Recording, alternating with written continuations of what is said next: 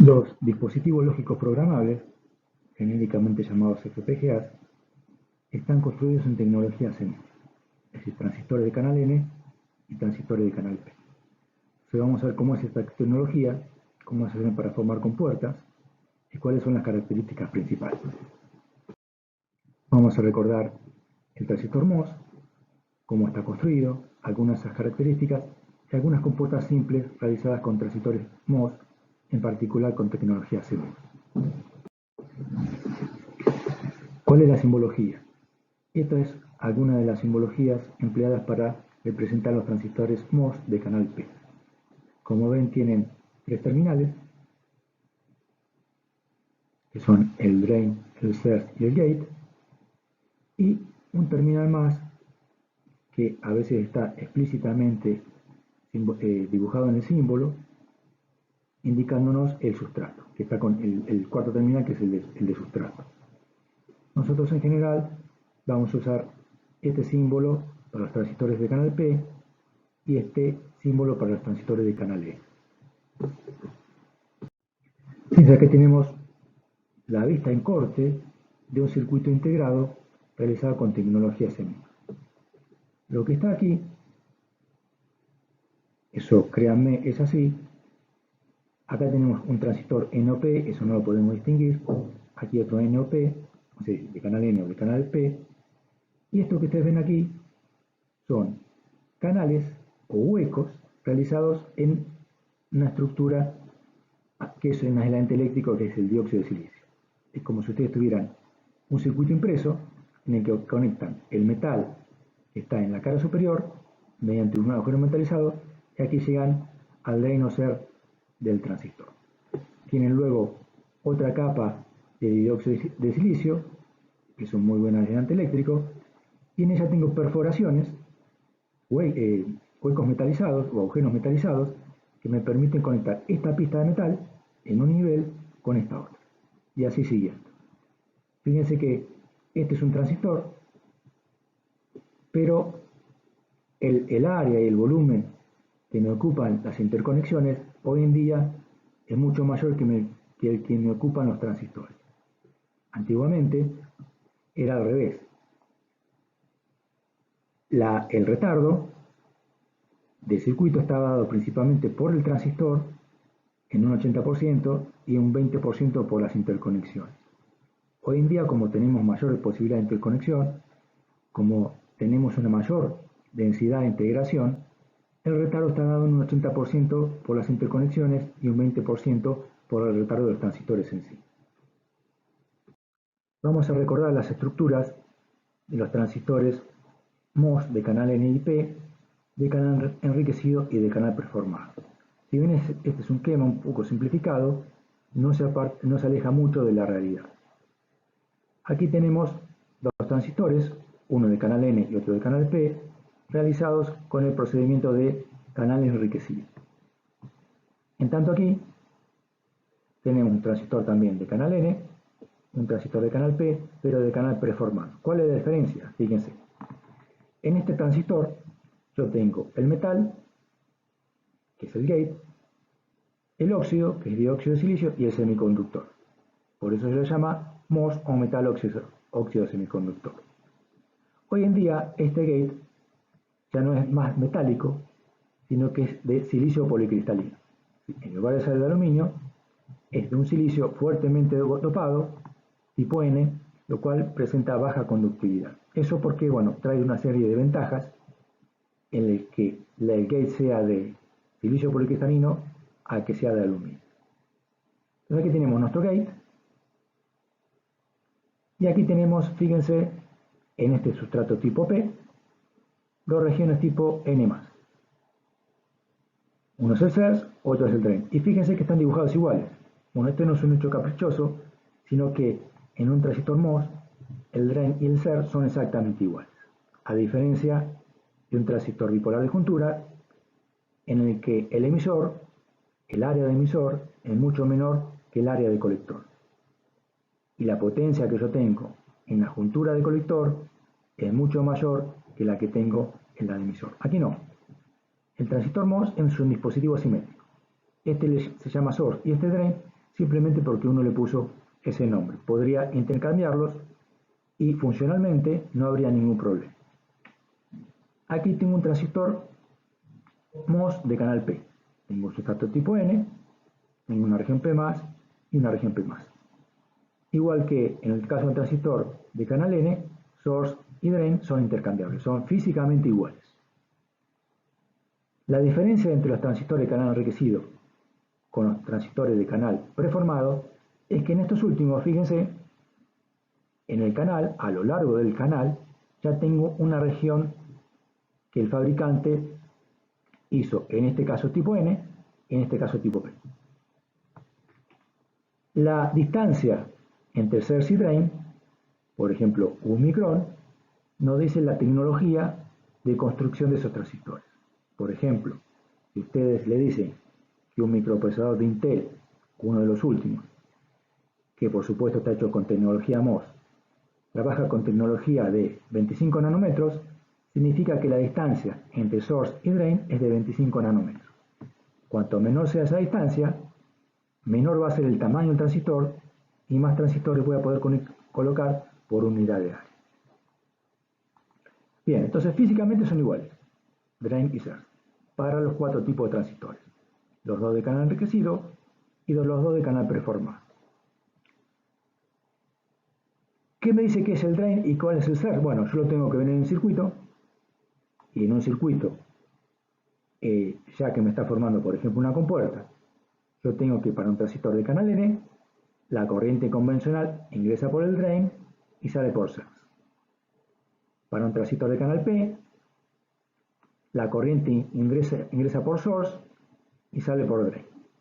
Lo mismo para los transistores de canal preformado. Es decir, yo me fijo en el circuito, cuál es la circulación de corriente, y me fijo, bueno, si es un transistor de canal N, si el lugar, el terminal por donde ingresa la corriente es el terminal de drain, y el terminal por donde sale la corriente es el terminal de source. Acuérdense que entre gate y sustrato prácticamente no tengo circulación de corriente, porque aquí tengo una capa de dióxido de silicio que vale de espesor unos pocos nanómetros. ¿Cómo funciona este dispositivo? Bueno, fíjense, yo aquí tengo una región P y aquí tengo una región N. Lo mismo aquí, sí, aquí tengo una juntura PN y aquí otra juntura P. Si en esas condiciones yo quiero hacer circular corriente entre drain y source, no puedo porque me lo impide esta juntura, que está en inversa. Si yo quiero hacer circular corriente entre source y drain, me lo va a impedir esta juntura. Es decir, que tal como está este transistor, inicialmente no puede conducir. ¿Cómo se hace? Fíjense, si yo el sustrato lo conecto a BSS, 0 volt, y en el gate coloco una tensión positiva, ¿qué voy a hacer? Bueno, establezco un campo eléctrico entre el gate y el sustrato. Si bien este sustrato es de material tipo P, así tengo unos pocos electrones. Fíjense que este campo eléctrico a esos electrones libres los va a afectar y van a hacer que se agrupen por debajo del óxido, del dióxido de silicio. Es decir, la región inmediatamente por debajo del gate va a ser, sí, tipo P, pero un poquito menos pequeñante. Si yo aquí agrego una tensión mayor al gate, atraigo más electrones y alejo más huecos. Esta región se hizo ligeramente menos tipo P.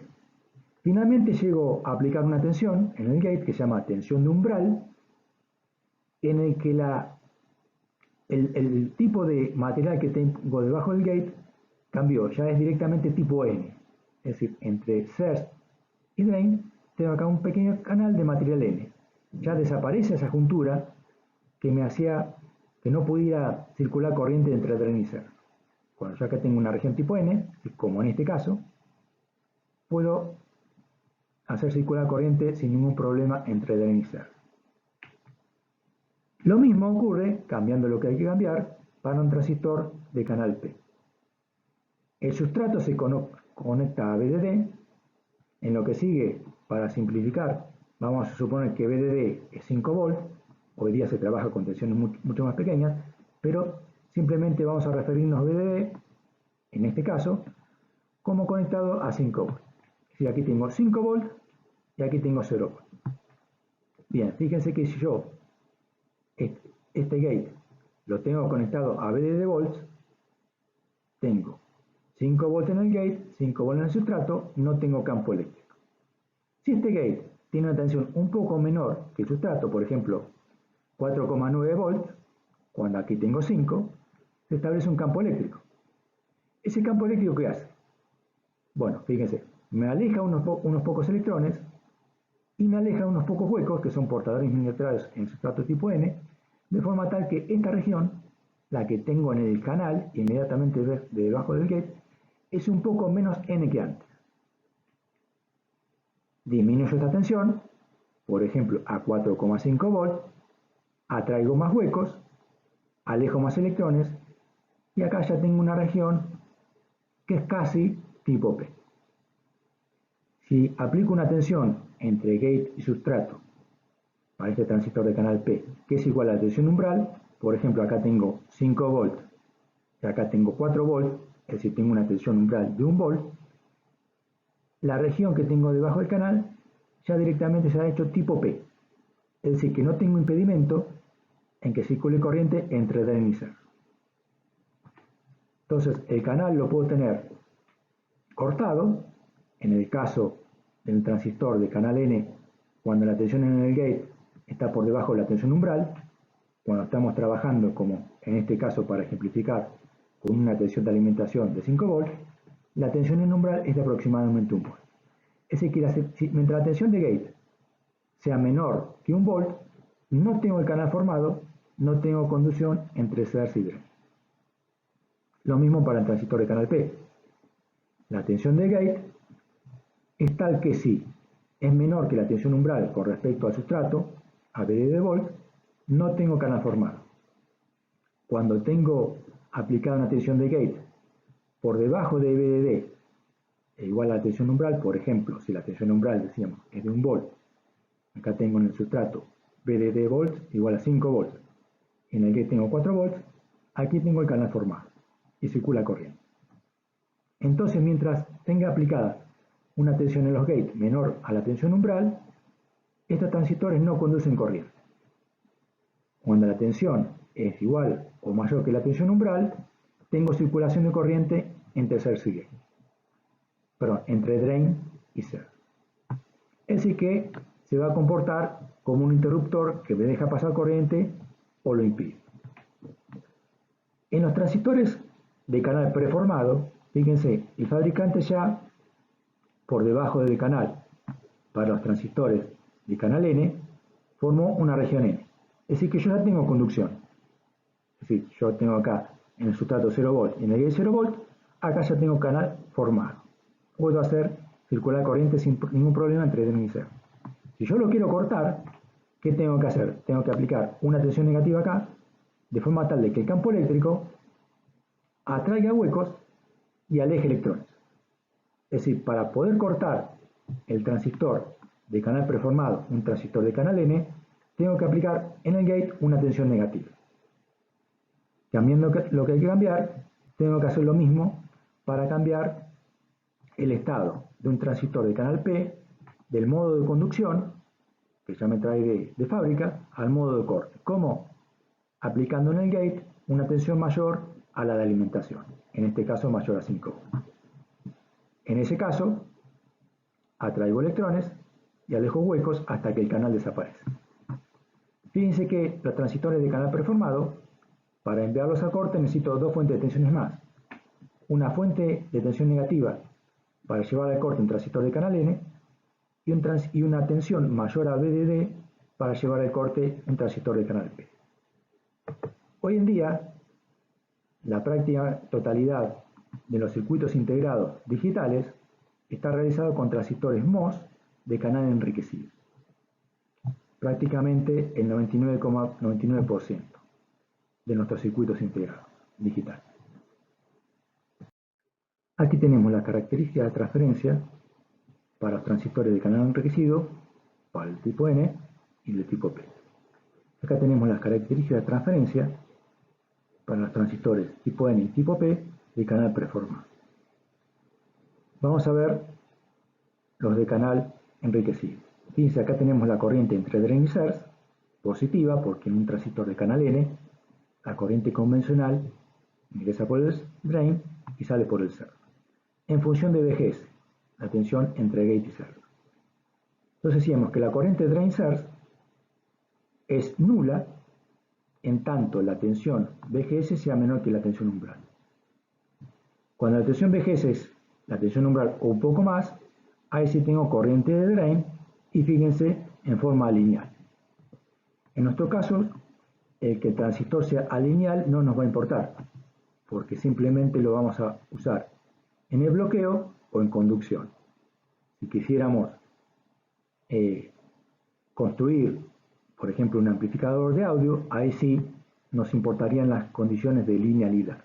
En ese caso, desearíamos que fuera lo más lineal posible. En este caso no. Lo que nos va a importar es que el transistor pase del corte a la conducción o viceversa en el menor tiempo posible. Bien, aquí tenemos la misma característica de transferencia para el transistor PMOS de canal enriquecido. Fíjense que la corriente entre drain y source es negativa.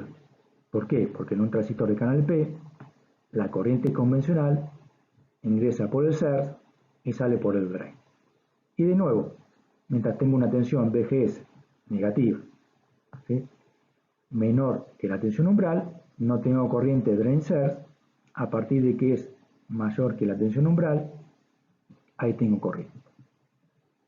En un transistor NMOS de canal preformado, fíjense, cuando mi tensión VGS vale 0, yo tengo corriente entre drain y source, porque tengo el canal ya preformado. Si lo quiero bloquear, tengo que cambiar el sentido de la tensión VGS, su polaridad, y que como mínimo sea igual a la tensión umbral. Lo mismo para el transistor de canal P.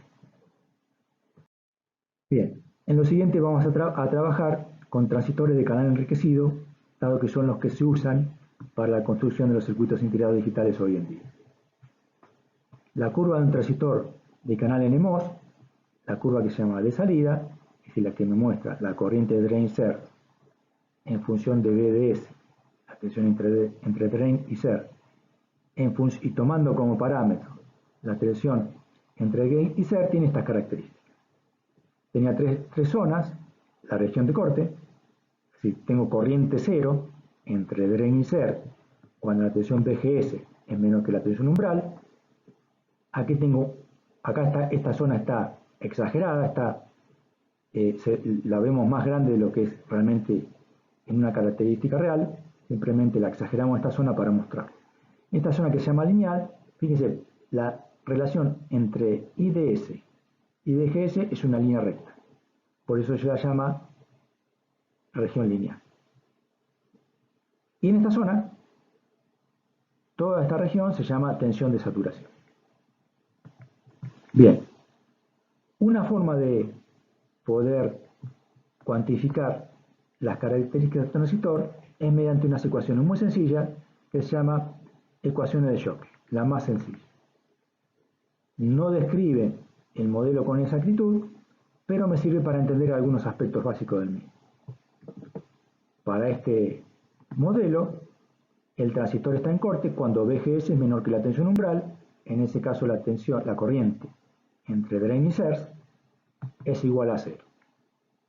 En la región lineal, en esta zona, fíjense que IDS es igual a una constante beta, que depende de los aspectos constructivos, ahora vamos a ver, y con respecto a VGS, fíjense, varía de manera lineal, es una línea recta. Y esta expresión la aplicamos siempre que se cumpla que BDS, si la tensión entre drain y source, sea mayor que 0, pero menor que VGS menos BT. Y finalmente, en la región de saturación, fíjense que la tensión entre drain y source depende de manera cuadrática con respecto a la tensión VGS.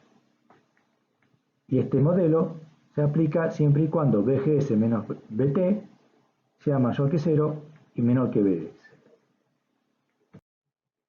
Esa constante beta que vimos en el modelo anterior está limitada o dada por factores constructivos, por ejemplo, la movilidad, si se trata de un transistor de canal N, la movilidad de los electrones, si se trata de un transistor de canal P, la movilidad de huecos, la permeabilidad y el espesor de la capa de óxido. Estos son parámetros que me los da el fabricante de circuitos integrados. El diseñador de circuitos integrados, fíjense, puede variar este beta, es decir, las características del transistor, modificando el largo del canal. Fíjense, aquí tenemos un layout muy simplificado de un transistor de canal MOS. Acá tenemos el gate, que tiene esta dimensión que se llama el largo, es decir, el sentido por el cual circula entre el drain y cell la corriente. Y este es el ancho, W. El fabricante de circuitos integrados, variando este largo, variando este ancho, modifica el valor de beta y modifica las características del transistor. Por ejemplo, si estamos construyendo un amplificador operacional con circuitos MOS, cada etapa, la etapa de entrada de ese amplificador operacional, o la etapa de salida o la etapa intermedia, va a tener que cumplir con distintas características. Por ejemplo, algunos transistores se van a tener que comportar como fuentes de corriente. En base a ello, uno va eligiendo los anchos y los largos del canal de cada uno de los transistores para que cumplan con la función que uno desee. Es decir, el fabricante de circuitos integrados, el diseñador de circuitos integrados, variando W y L, le cambia las características que desea a cada transistor. La simulación SPICE de esos transistores, como lo estamos diseñando nosotros, no tomamos transistores que tienen sus características ya en la biblioteca SPICE. Vamos a tener que decirle a ese simulador SPICE cuál es el largo del canal, cuál es el ancho del canal, cuál es el área de drain, el área de surge, el perímetro de drain, el perímetro de surge y la relación largo-ancho de cada una de las regiones NIP que conforman el drain o el surge. Nosotros entonces, como diseñamos el transistor, le tenemos que dar las características de ese transistor. Y fíjense que las características que nosotros ingresamos son todas características geométricas. Es decir, la relación en la geometría de un transistor MOS nos va a dar las características particulares de ese transistor, que va a depender para qué lo vamos a emplear. Entonces, en la transparencia anterior vimos las características que el diseñador de circuito integrado puede modificar. Otros parámetros del transistor, y este es un modelo muy sencillo, más simple, nos dicen que, por ejemplo, tiene acá una tensión umbral de 0,9 volts que yo no puedo modificar. Lo único que puedo hacer es cambiar de tecnología si no me sirve, el espesor de la capa de óxido, etcétera, etcétera. Fíjense acá tengo unos 20 parámetros para determinar las características del transistor N y acá lo mismo para las características del transistor P. Estas son características que el diseñador de circuito integrado no puede modificar, dependen del proceso constructivo en particular con el que yo esté trabajando, y es un modelo en este caso muy sencillo. Modelos más complejos trabajan con aproximadamente 100 parámetros para describir un transistor. Cuanto más parámetros tenga, más exacto va a ser ese modelo, pero más va a demorar la simulación. Supónganse que tengan en cuenta que para la construcción de, por ejemplo, un flip-flop D, uno necesita aproximadamente 40 transistores. Cada uno de esos transistores los tengo que modelar con un modelo complejo, voy a demorar mucho la simulación. Claro que le voy a hacer más preciso. Entonces, dependiendo de lo que yo necesite, usaré un modelo que sea más preciso, que demora más tiempo, o un modelo más sencillo, como este que estamos viendo, que tiene una simulación muy rápida. Vamos a ver las técnicas CMOS, o sea, metal, óxido, semiconductor complementario, para construir compuertas digitales.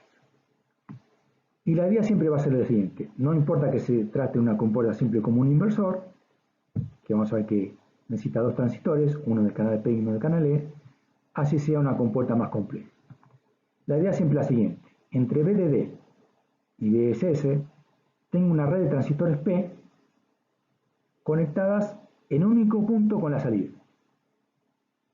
Y tengo una red de transistores N conectadas en un único punto con la salida Z. Y cada una de esas entradas va a un transistor de canal P y a un transistor de canal E.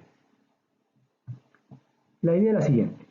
Esta red P y esta red N van a actuar como interruptores que pueden estar abiertos o cerrados. Por ejemplo, en este caso, entre VDD y VSS, tengo que la red N se comporta como un interruptor cerrado, como un cortocircuito. Y realmente tiene una muy baja resistencia. En tanto que la red de canales P, de transistores P, se comporta como un circuito abierto, es decir, que no tengo circulación de corriente entre VDD y VSS. La relación de impedancia entre esta impedancia, que me representa el circuito abierto, y entre esta impedancia, que me representa un cortocircuito, es muy grande. De forma tal que en este divisor resistivo, Z prácticamente es igual a 0 volts. El otro estado estable posible de esa red de transistores N y transistores P es que la red de transistores N esté abierta, presente una alta impedancia, en tanto que la red de transistores P se comporte como un cortocircuito. Y de nuevo, la relación entre esta resistencia y esta es tal que para este divisor resistivo, acá prácticamente tengo VDD volts. Y de nuevo, no tengo circulación de corriente entre VDD y VSS. Es decir, que en este circuito yo tengo un 0 lógico y aquí tengo un 1 lógico.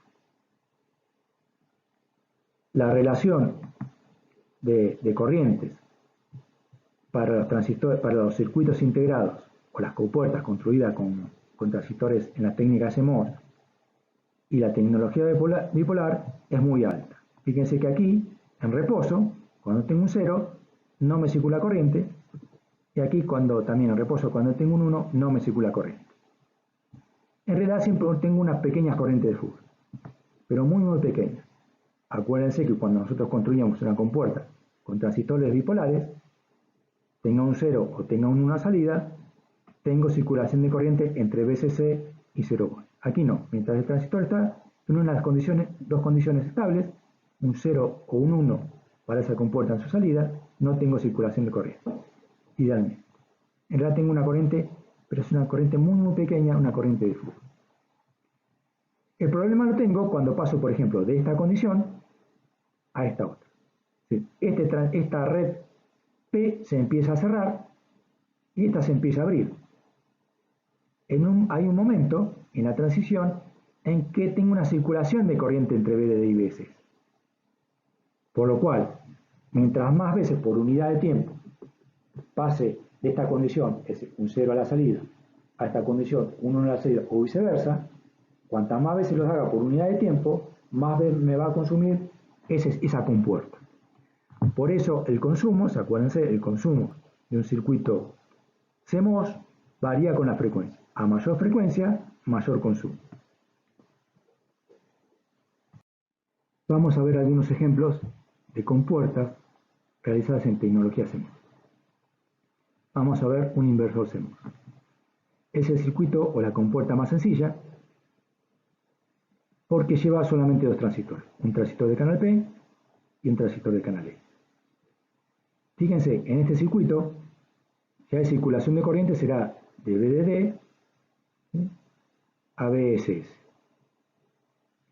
Por lo cual, para este transistor de canal N, este es el drain, este es el source. Y para este transistor de canal P, este es el drain y este es el source. Fíjense que acá tenemos los cuatro terminales. El de source, el de drain, el gate y el cuarto terminal, que es el de sustrato. En el caso de los transistores de canal P, va conectado siempre a VDD, y en el caso de los transistores de canal N, va conectado a VSS. Como decíamos, vamos a suponer en este conjunto de transparencias que VDD es igual a 5 volts, que la tensión umbral, el módulo, es de 1 volt.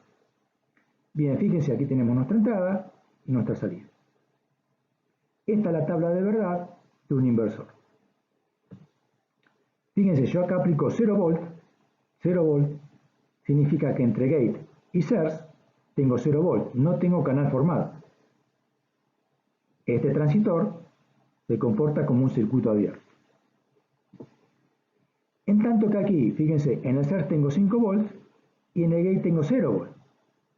Como mínimo yo necesitaba una diferencia potencial de 1 volt de tensión umbral para que este transistor pase la conducción. Acá ahora tengo 5 volts. Quiere decir que este transistor entre drain y source, entre drain y source, se comporta como un cortocircuito. Y acá tengo 0 ohms y acá infinitos. Por lo tanto, cuando aquí tengo 0 volts, a la salida tengo VDD volts. Si tengo un 0 en la entrada, tengo un 1 a la salida. Y realmente la diferencia de impedancia cuando un transistor se comporta como un circuito abierto a cuando se comporta como un cortocircuito es muy alta. De forma tal que en un circuito real prácticamente la salida es igual a 5 volts. Es 5 volts menos un infinitésimo. Vamos a ver el caso contrario. Aquí en la entrada aplico un 1 lógico, es decir, 5 volts. Fíjense que tengo aplicado 5 volts, tengo 5 volts en el gate y 5 volts en el source de este transistor de canal P. No tengo canal formado. Este transistor entre source y drain se comporta como un circuito abierto. En cambio aquí tengo, fíjense, 5 volts aplicados al gate y 0 volts al source. Cuando yo necesitaba para tener el canal formado, como mínimo una tensión de 1 volt. Por lo tanto, este transistor conduce de forma plena y me indica que entonces acá tengo una muy alta impedancia en este divisor resistivo. Tengo muy alta impedancia y aquí una muy baja. Es decir, aplico un 1 y obtengo la salida de un 0. Fíjense que es muy sencillo de construir, solamente 2 transistores. Vamos a construir en tecnología CMOS una compuerta NAND de 2 entradas. La red de transistores P, fíjense, está formada por 2 transistores conectados en paralelo y de canal P. En tanto que la red N está compuesta por 2 transistores de canal N conectados en serie. Habíamos dicho que teníamos en el esquema CMOS una red de transistores P unidas en un único punto con una red de transistores N. Además, se da que en tecnología CMOS lo que en la red N esté en serie, en la red P está en paralelo y viceversa. Y además habíamos dicho que cada una de las entradas va a un transistor de canal P y a un transistor de canal N. Bien. La tabla de verdad de una compuerta NAND es esta. Fíjense, yo aplico acá 0 volt en la entrada A y 0 volt en la entrada B, no tengo tensión umbral entre gate y sede de estos transistores. Estos dos transistores están bloqueados, están en serie y presentan una muy alta impedancia. Aquí tengo 0 volt, aquí tengo VDD volt. Acuérdense que como mínimo yo necesitaba entre el source y el gate de este transistor P una tensión umbral, una tensión de 1 volt. Sin embargo, acá estoy aplicando 5 volts. O sea que este transistor conduce plenamente lo mismo que este transistor. Si tengo acá una muy baja impedancia y aquí una muy alta. Si la salida Z es prácticamente igual a VDD volt. Es decir, tengo 1. Es decir, que cuando A vale 0 y B vale 0, la salida Z vale 1. Bueno, ustedes lo pueden comprobar para los otros 3 valores. Y fíjense que una compuerta NAND también es algo muy sencillo que requiere solamente 4 transistores. ¿Qué pasa si quiero construir una compuerta AND? Bueno, si quiero construir una compuerta AND, a esta salida Z le tengo que agregar el inversor que vimos en la etapa anterior. Es decir, una compuerta AND requiere más transistores, 6, que una compuerta NAND. Entonces, una compuerta AND va a requerir más transistores, más espacio, va a tener un retardo mayor porque tengo 2 etapas y me va a consumir más potencia. Por eso en general, lo habrán visto ustedes cuando vieron PAL, cuando usan suma de productos, en lugar de usar compuertas AND, usan compuertas NAND.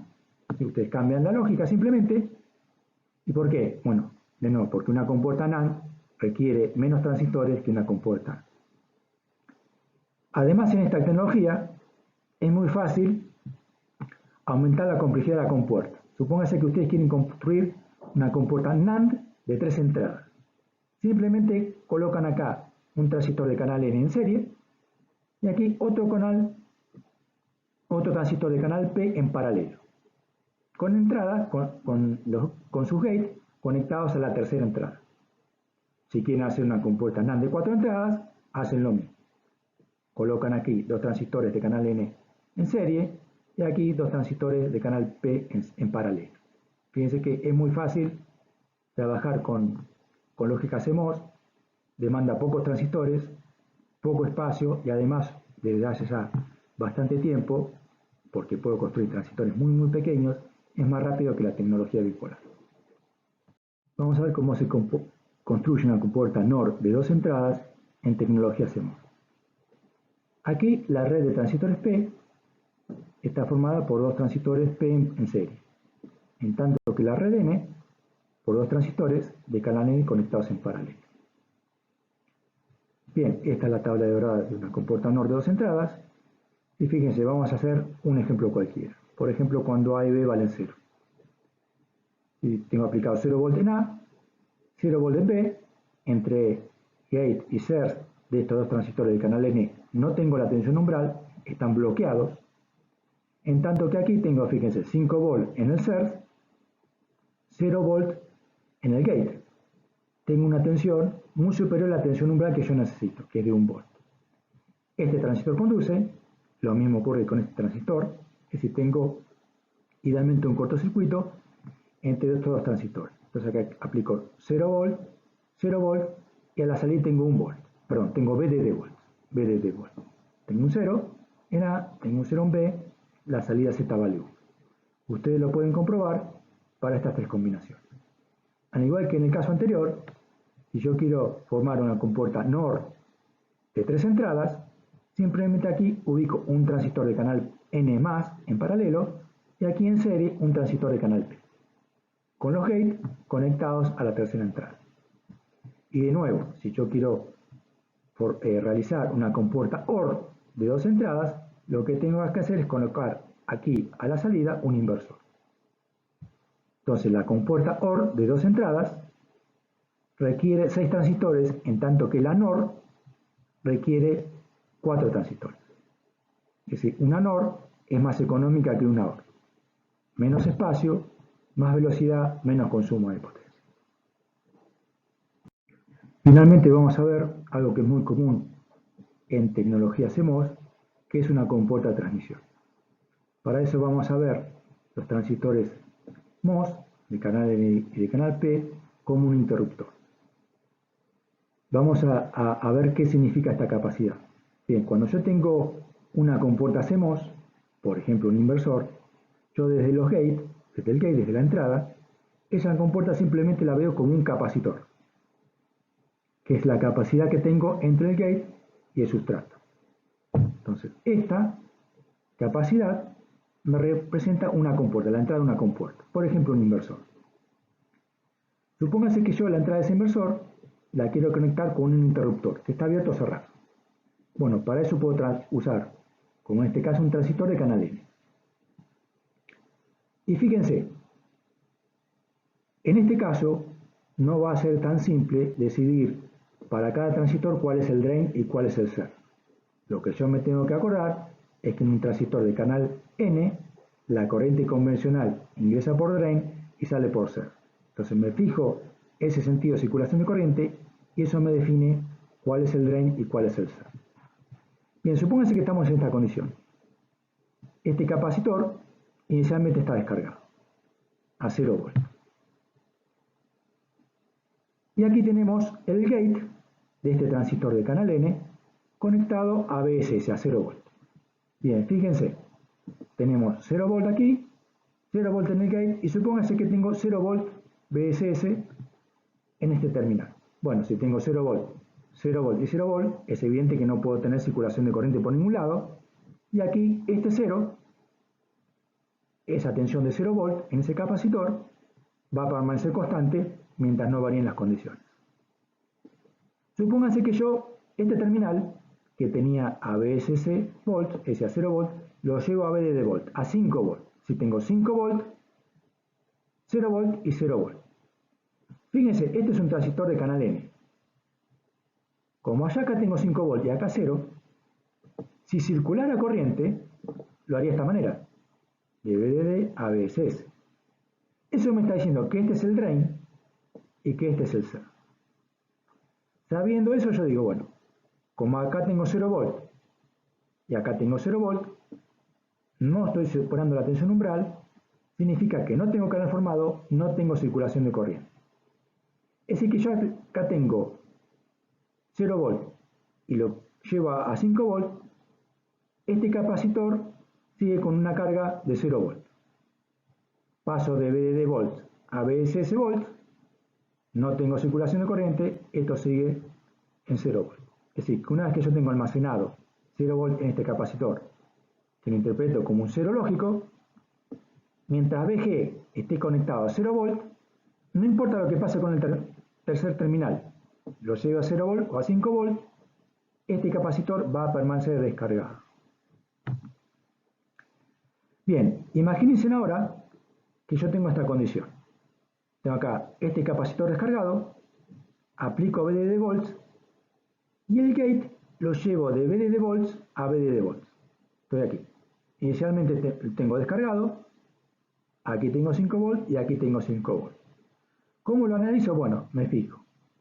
Si circula corriente, lo tendría que hacer de este terminal que tengo conectado a 5 volts a este terminal que tengo conectado inicialmente a 0 volts. Eso me define que este es el drain y que este es el ser. Fíjense, bajo esas condiciones, si tengo acá inicialmente 0 volt, este capacitor descargado, fíjense que VG, la tensión de gate, lo tengo a 5 volt. O sea, entre gate y source tengo una diferencia de potencia de 5 volt, mucho mayor que la tensión umbral que yo necesito, 1 volt, para que este transistor conduzca. Bajo esas condiciones, entonces tengo circulación de corriente entre drain y source. Eso indica que este capacitor se va cargando, va aumentando su tensión desde 0 volts hacia un valor que ahora vamos a ver cuál es. Entonces decimos, este capacitor se va cargando, porque estoy entregando corriente desde drain hacia el ser. ¿Y hasta qué valor? Fíjense, cuando la tensión en el capacitor sea igual a la tensión VDD menos la tensión umbral, acá tenga VDD menos la tensión umbral, o sea, 4 volts, acá tengo 5 volts, tengo todavía la tensión umbral. Fíjense que un poco más de carga que pase, esta tensión aumenta un poquito más y acá ya no tengo la tensión umbral. Con lo cual este transistor se bloquea. Es decir que yo partí de 0 volt, un 0 lógico, y llego a un 1 lógico, pero no teniendo VDD volt, sino VDD menos la tensión umbral. Es decir que el 1 se degrada un poco. No es tan bueno como en el caso de las compuertas NOR o las compuertas NAND. Bien, supongamos entonces que ahora tengo este capacitor cargado y el gate lo llevo a 0 volt, como en este caso. Tengo, entonces decíamos, el capacitor cargado a VDD menos 20 volts y el gate lo llevo a VSS. Inicialmente teníamos 5 volts. Fíjense que lo llevo a VSS. Si circula corriente, lo haría de esta manera. No tengo la tensión umbral, mantengo S1 lógico. ¿Qué pasa si este terminal lo llevo a 0 volt? A VSS. Decíamos, acá tengo VDD menos VT, acá tengo 4 volts y aquí tengo 0. Fíjense que si hubiera circulación de corriente, lo haría de esta manera. En este caso, este es el drain y este es el ser. Fíjense que cuando ya tengo este terminal a 0 volt, si deje este a 0 volt, no tengo tensión umbral, no tengo circulación de corriente y acá tengo almacenado un 1. Es decir, coloco un 1 llevando el gate a 5 volt el gate lo llevo a 0 volt y luego no importa qué pase con la tercera entrada, si vale 0 volt o 5 volt. Estoy almacenando ese 1 de información. Bien, si en estas condiciones, acá tengo en este terminal BSS, pero este gate lo llevo a VDD volts, fíjense lo que ocurre. Si tengo circulación de corriente, lo va a hacer en este sentido. De nuevo, este es el drain, este es el surge. Si yo acá tengo VDD volt 5 y acá tengo 0, entre gate y surge tengo 5 volts de tensión. Una tensión muy superior a la tensión umbral. Con lo cual, este capacitor se empieza a descargar.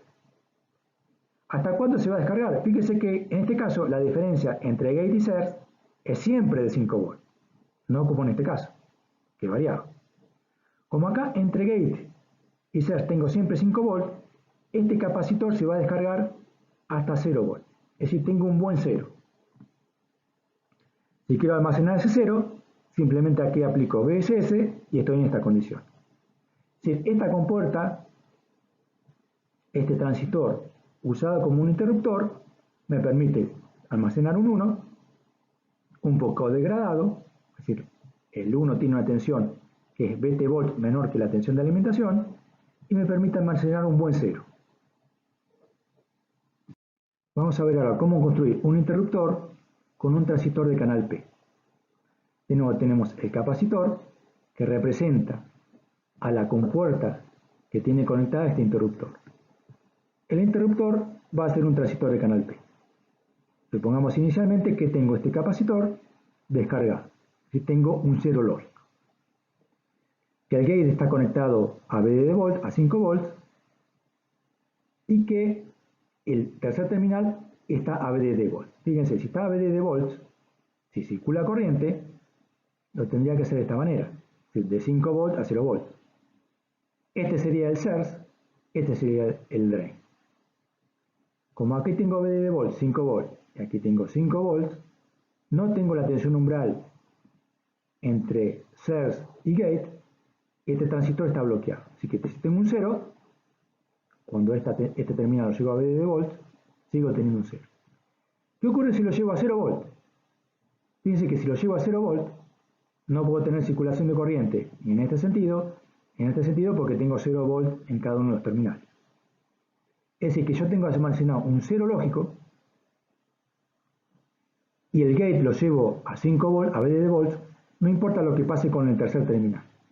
Acá sigo manteniendo ese 0 lógico, es decir, estoy memorizando ese 0. Bien, si en estas condiciones, aquí tengo VDD volts, 0 volts, pero el terminal de gate lo llevo a 0 volts, de nuevo, si circula corriente, lo va a hacer de este terminal que lo tengo a 5 volts, a este terminal que lo tengo a 0 volts. Me circulará corriente de esta manera. Es decir que este será el surge, este será el drain. Acá tengo 5 volts, acá tengo 0 volts. Fíjense lo que ocurre. Entre gate y surge tengo una tensión muy superior a la tensión umbral, tengo 5 volts. Con lo cual, me circula corriente entre surge y drain y este capacitor se va a cargar. ¿Hacia qué valor? Fíjense que por más que este capacitor aumente su diferencia potencial, el potencial entre gate y surge sigue siendo 5 volts. O sea que este capacitor se va a cargar hasta VDD volts. Entonces, a diferencia de un transistor de canal N cuando se emplea como interruptor, aquí tengo un muy buen 1. ¿Sí? Si estoy alimentando con 5 volts, mi 1 va a tener 5 volts. Bien, ¿qué ocurre si en estas condiciones, una vez que yo almacené 5 volts, este gate lo llevo a una tensión de 5 volts, a VDD volts, en estas condiciones? Bien, fíjense, entonces almacené un 1 lógico, tengo VDD volts. Acá aplico VDD volts. Si acá tengo VDD volts, bueno, los tres terminales están al mismo potencial, no puedo tener circulación de corriente. Sigo almacenando ese 1 lógico. Si este terminal lo llevo a BSS, fíjense, si me circula corriente lo tendría que hacer de esta forma, de los 5 volts a los 0 volts. En ese caso, este sería el surge y este es el drain. Entre surge y gate tengo siempre 5 volts. Perdón, tengo siempre 0 volts. No tengo canal formado Entonces, independientemente de que yo aquí conozca 0 volt o 5 volt, aquí sigo almacenando ese 1 lógico. Si en estas condiciones, es decir, con 0 volt en este terminal, con VDD volts en el capacitor, el terminal de gate lo llevo a 0 volt, ¿qué ocurre? Acá tengo 5 volts, acá tengo 0. Si circula corriente, lo va a hacer de este terminal a este. Esto me define que este es el source y este es el drain. Si acá tengo 5 volts y en el gate tengo 0, fíjense, entre gate y source tengo una tensión superior a la tensión umbral, 5 volts. Me empieza a circular corriente de source a drain, este capacitor se empieza a descargar, pero ¿hasta qué valor? Bueno, hasta la tensión umbral. Fíjense, cuando tengo aquí la tensión umbral 1 volt, acá tengo 0 volt, justo tengo la tensión umbral.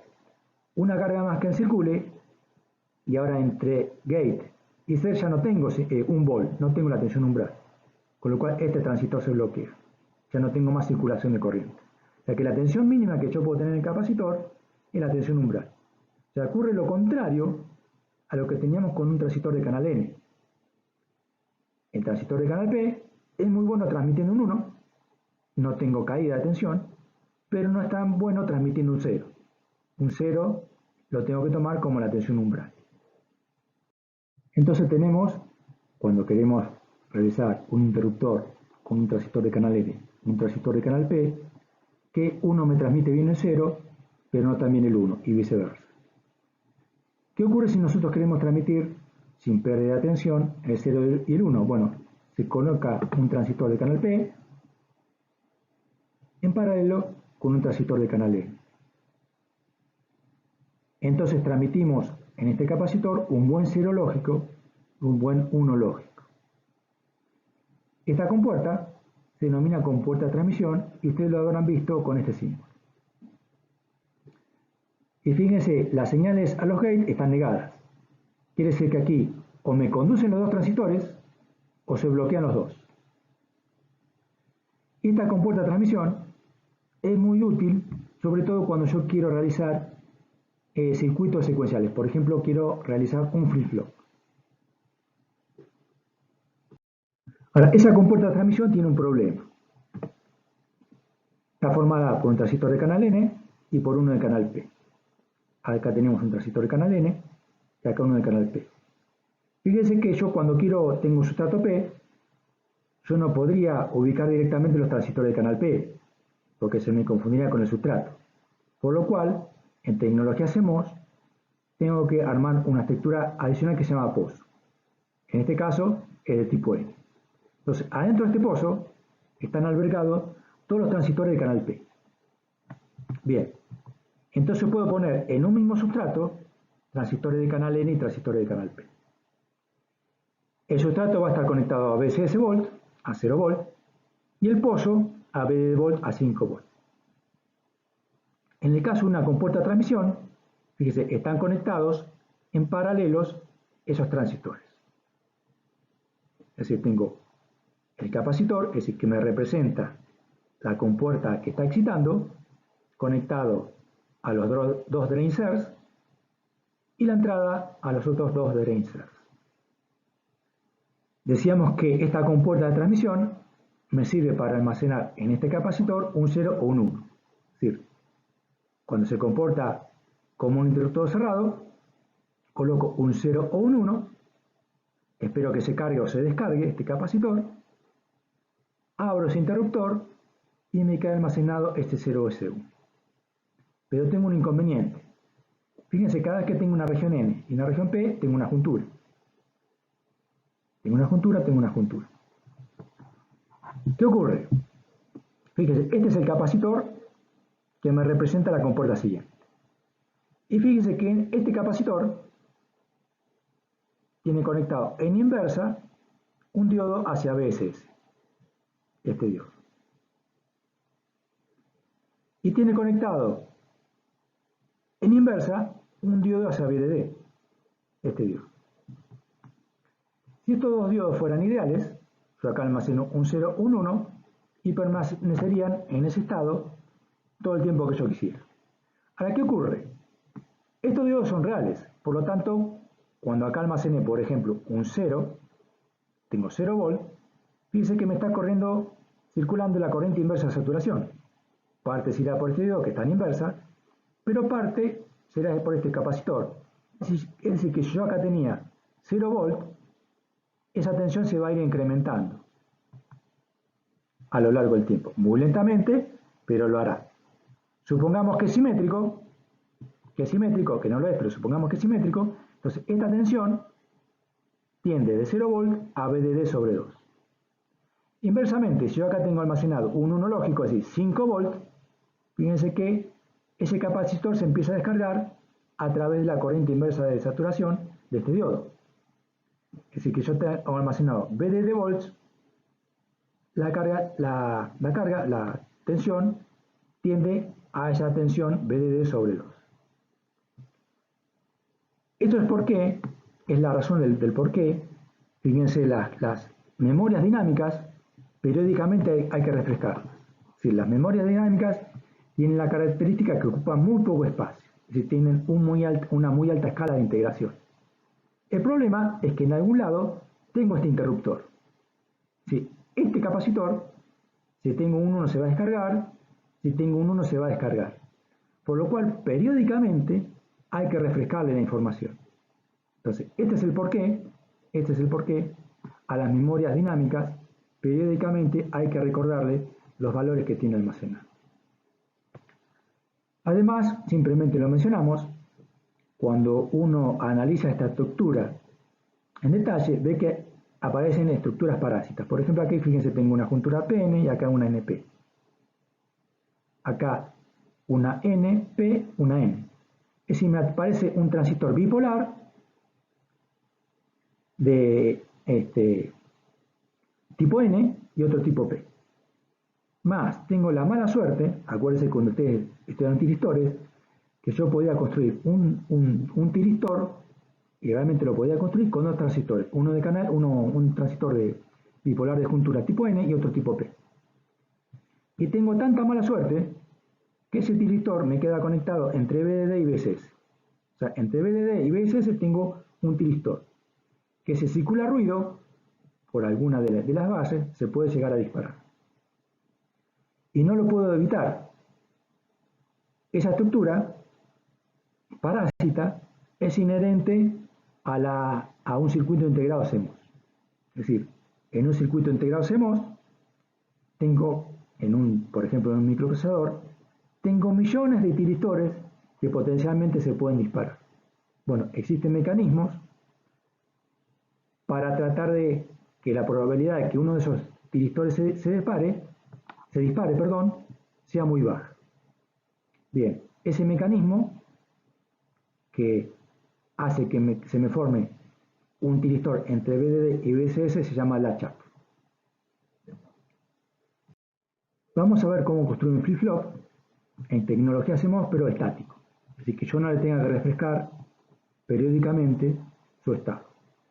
Supónganse que aquí yo tengo un inversor. Tiene una determinada capacidad y ahí lo conecto con una compuerta de transmisión.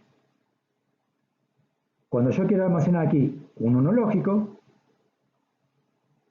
pongo la entrada de R en 1, la entrada de R negado en 0, acá tengo idealmente un cortocircuito, coloco el dato en 1, se me carga este capacitor, esta compuerta de transmisión la abro, es decir, coloco 0 en el gate de transistor N, 1 en el gate de transistor P, y esto queda bloqueado.